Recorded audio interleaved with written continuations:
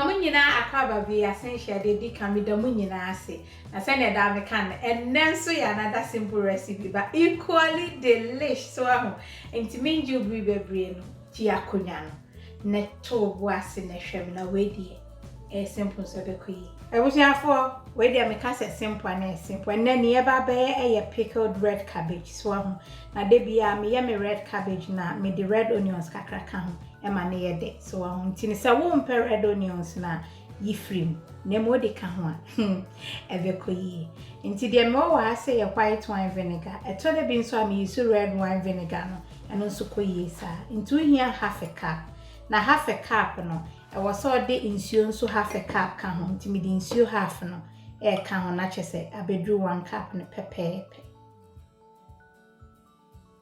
say ya na pen nti o ya dodo a ofa 1 cup of white wine vinegar na red wine na no afa nsuo nso 1 cup nti sa na wasa we and we say am red onion ba me use fa and we say ye 1 tablespoon of sugar no optional again.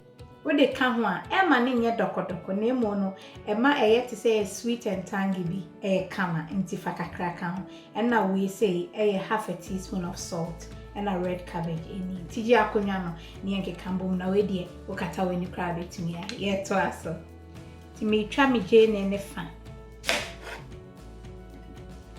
na bo modian so be twitwa ne nkete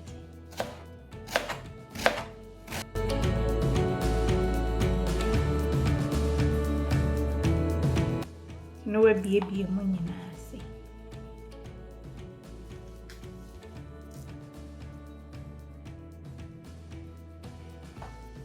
na so de go bom the red cabbage means me here kakra bi if say me here kakra bi na acho to try no to try na no so ntiantia mu sa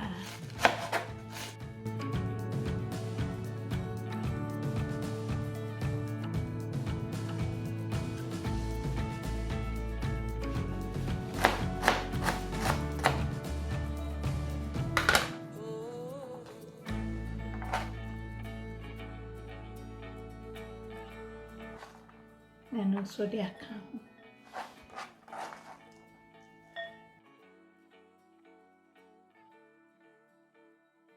It is na don't chain and so account.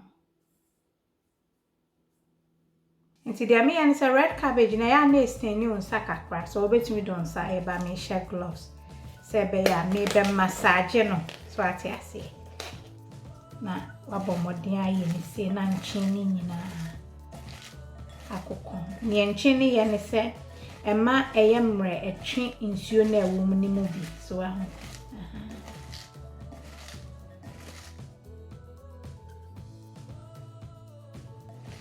so ye na umia no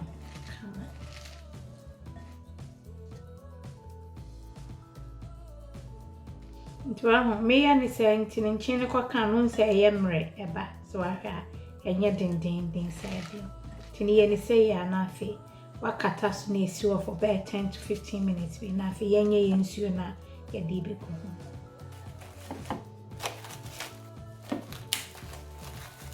nse safe na me de me vinegar ne nsuo no me de egu chensin na odi wasi chire ne nso na ade aka ti kani nyina enu na me hu na asi chire ni nyina enane so na afi ya wia ne sa nse si aye hu ntimi loja no na afi ya de ya cabbage na gu ya jani nse se de mo se me mason jar so amfegu jar bi a opem ne mu manya jar nso ohye egu mu a empire so na on se ni si aye mre krampo na afi wase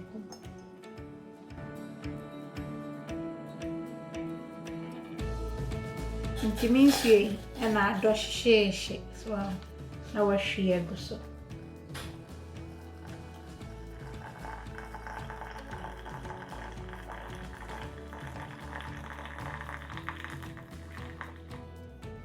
into fa tissue na dia paper o mason jar na no come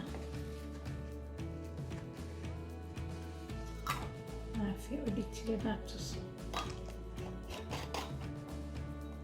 ya wie so ti bomodin so be ma na jokra ansa na de akoshe fridge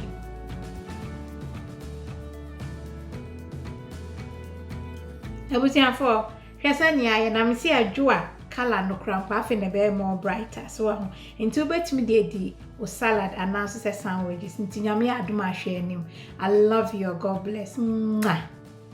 Ebusiafo enti say the good news am what the man say so US now pay all natural herbs and spice blend yeah original Mama Betty DNA so ho uko AB International New York abenye bi uko JD International New York so abenye bi na akọ Voila African so ubenye bi wo ho no afei uba Worcester so eno nso ubenye bi wo Adom Market na aba Virginia so ubenye bi Mokola Market umpewe na apeden se uko Arizona so Akọ International so yetim ho.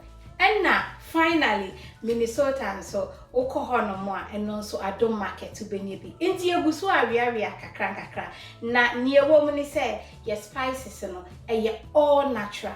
Additives bi enim, preservatives bi enim, aboa ho ade bi enim. Inti so we vegan ubetumi edi. So aho habamba so what you say and yakeka bom is carefully measured. And yama kama in chinsemu bi enim to di be aduane a kakra bi eno na me friend so de na ekoye nti yadamase mo am support ye no yagusu wi a nti enche New Jersey ne de yakeka ho ni nyina